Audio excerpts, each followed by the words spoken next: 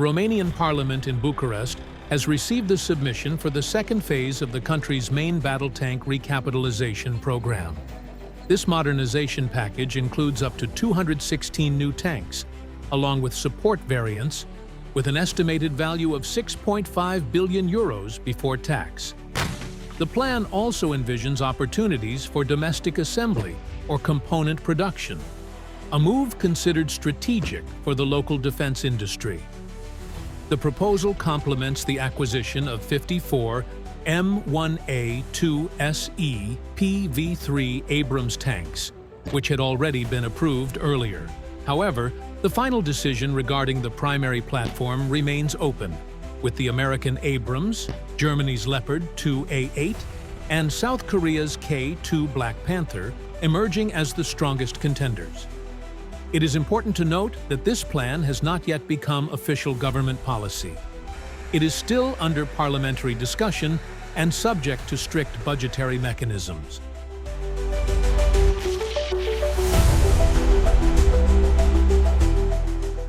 The new fleet is expected to replace the TR-85M1 bizonal tanks, an upgraded version of the Soviet-era T-55. Although the bizonal received enhancements such as a domestic fire control system and additional armor, its outdated design, including a 100mm gun, cramped engine space, and the absence of networked architecture and active protection systems, has rendered it increasingly obsolete by modern NATO combat standards.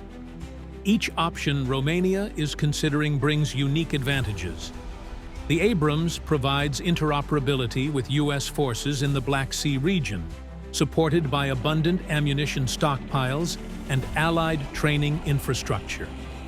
The Leopard 2A8 offers a robust European logistics and multinational support network, featuring the Euro Trophy protection system and industrial participation opportunities. Meanwhile, the K2 Black Panther stands out for its high mobility, lighter weight, and licensed production package, potentially opening the door to significant industrial cooperation within Romania.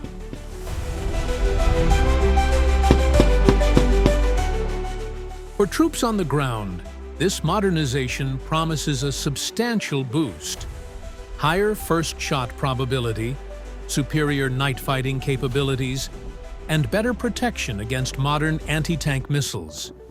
Digital battle management integration would further accelerate the sensor-to-shooter cycle, while enhancing interoperability with NATO-allied formations.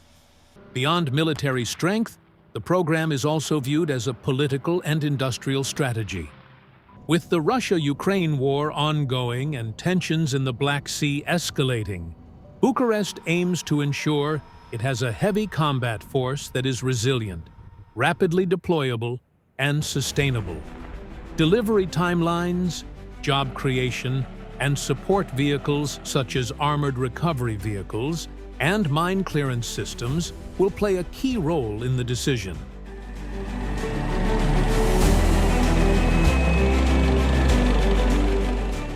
Whether the final choice falls on the Abrams, Leopard, K2, or a combination of the three, the direction is clear. Romania is preparing to move away from its Soviet-era tank legacy toward a digitalized combat fleet aligned with NATO standards. However, the final decision still awaits government approval and subsequent parliamentary deliberations. Behind this large-scale acquisition plan lies a set of strategic challenges. One critical issue is ensuring that domestic infrastructure is ready to accommodate the next-generation tanks, which are significantly heavier than the existing fleet. Many bridges, roads, and military logistics facilities in Romania remain adapted to Soviet-era armored vehicles, making physical upgrades a pressing requirement.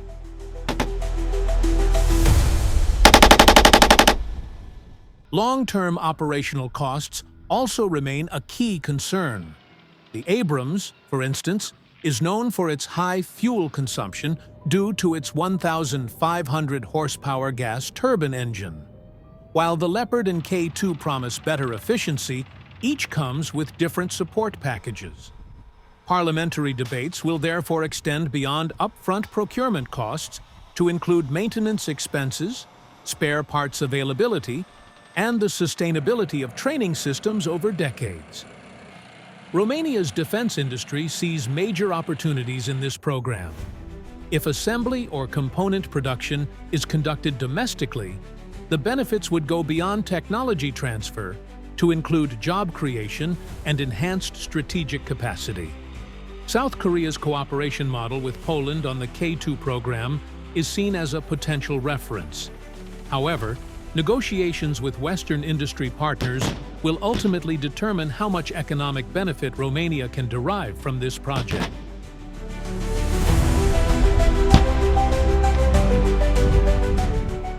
From a regional security perspective, the modernization also sends a clear strategic message.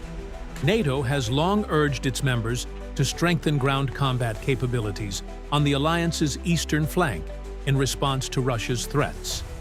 By reinforcing its main battle tank fleet, Romania not only boosts its own defense, but also strengthens NATO's credibility in the Black Sea region.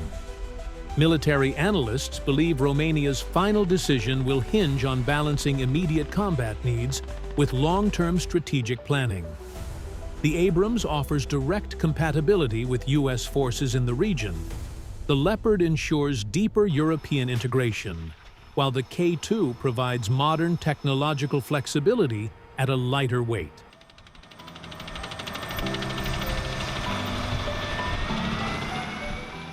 Beyond technical considerations, the broader issue is the direction of Romania's defense policy itself. Whether Bucharest prioritizes transatlantic ties with Washington, deepens its European partnership with Berlin, or opens new avenues of cooperation with Seoul, each choice carries significant geopolitical implications. With the war in Ukraine still raging, and Black Sea security dynamics growing increasingly complex, this decision will mark a pivotal milestone in Romania's military transformation. From Soviet-derived T-series tanks to a networked heavy force fully interoperable with NATO, the modernization program represents more than just an arms acquisition. It is a national defense strategy for the decades ahead.